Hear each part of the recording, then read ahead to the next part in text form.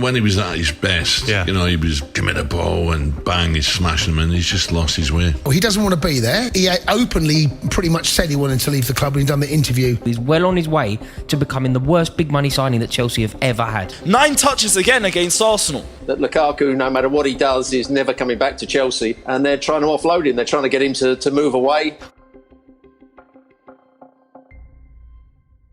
Romelu Lukaku, a man who's caused many fan bases pain throughout the years, whether it's United, Lukaku is wank, absolute wank, mate. Chelsea. Romelu Lukaku should never have the opportunity to represent Chelsea again. He should never have the opportunity to wear the shirt. Or more recently, Inter. Deve parlare Lukaku. Cos'è successo? Cosa? Io lo voglio sapere. Sto diventando pazzo. Scoperchiare questa Cina. La dobbiamo scoperchiare, la Cina. It's safe to say he's hated by all 3 fan bases. But with him now being on the verge of joining Italian side AS Roma, this is the entire story of Romelu Lukaku. In the summer of 2019, the big Belgian joins Inter Milan for roughly 80 million euros, identified by former Inter coach Antonio Conte as the perfect striker for his side. 240 goal involvement years later, he helps Inter win the 2021 Scudetto, leading Chelsea to re-sign their former player for an astronomical 115 million euros. But just after a few months in, Lukaku, in a bombshell interview with Sky Italia, stated his desire to rejoin Inter in the near future, leading him to drop an apology video days later. I'm sorry for the upset that I caused. You guys know the connection that I have with this club since my teenage years, so you know I totally understand you guys being upset. Obviously, it's up to me now to restore your trust, and I'll do my best, show commitment every day on the training ground and in the games, trying to make sure that we win games.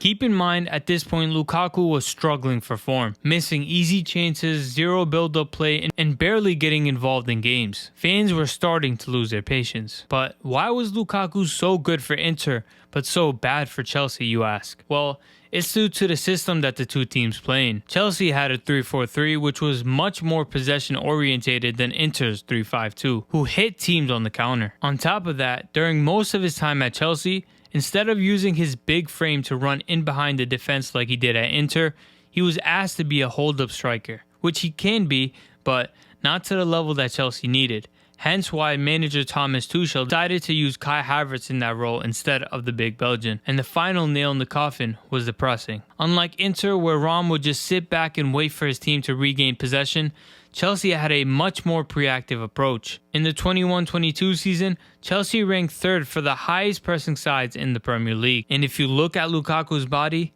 he's just not built for that much movement in a game. And so, in the summer of 2022, only 1 year after he signed for the Blues, Lukaku got his dream move back to Inter, joining on loan for the season, where despite struggling due to injuries, he scored 14 goals in 37 games, and arguably costed Inter the Champions League after first blocking his teammate's header on goal,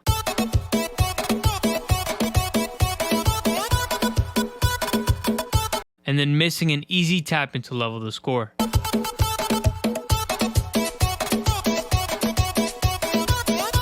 Despite his poor form, Inter fans didn't lose love for the big Belgian, with many fans stating, "Form is temporary, but class is permanent." That would only last for a few more months. After returning to Chelsea, Lukaku had to weigh in his options. It was either Saudi Arabia or Inter Milan. As Inter started to talk with the English side about a permanent transfer, negotiations started to accelerate, as Lukaku reportedly refused to agree terms with Saudi, as mentioned by his desire to rejoin Inter, or at least that's what the Nerazzurri believed. However, when Inter and Chelsea agreed terms back in July for around 35 million euros, the agent of the player, Sebastian Lador, ignored Inter's calls due to speculation that Juventus were interested. Lukaku's camp wanted to hear all offers before deciding on a decision. And with Inter and Juventus' rivalry, it's like Arsenal and Spurs. No fan bases hate each other more. And when Inter fans realized that the player who they showed nothing but love to and support was going behind their back and negotiating with the enemy, they lost it, leading the Nerazzurri to pull out the deal, instead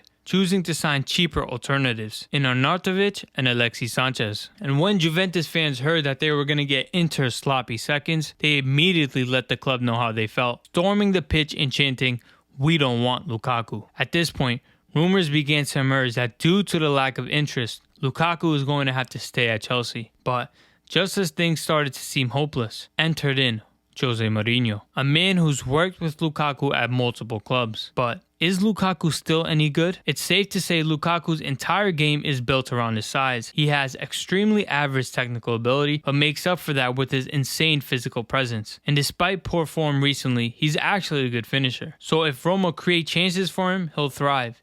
And on top of that, the best Lukaku we've seen was when he had a partner up front. Someone that can drag defenders out, leaving space for him to run behind. In steps Paulo Dybala. Someone who's extremely nimble and very technical with the ball. If there's a pass to be made, he'll make it. Not even mentioning Tammy Abraham, who's injured until December, who when paired with Lukaku up front could make a very interesting duo. But so far this season, Roma has struggled, drawing their first game and losing their second. Despite striker Andrea Belotti scoring 2 goals so far, Lukaku is going to be a massive upgrade on him. If we look at the stats, Lukaku destroys Belotti in terms of finishing.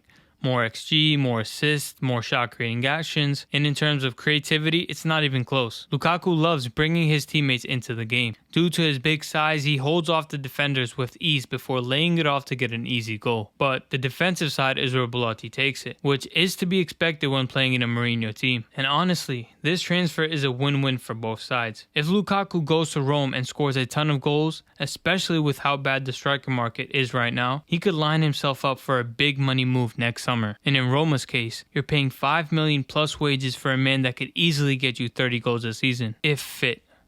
The key word being, if fit. And with how similar the styles of Jose Mourinho's Roma and Antonio Conte's Inter, it's a match made in heaven. Let me know down below what you guys think about this signing, and how do you think he'll do at Roma? Thanks for watching, take care, and peace.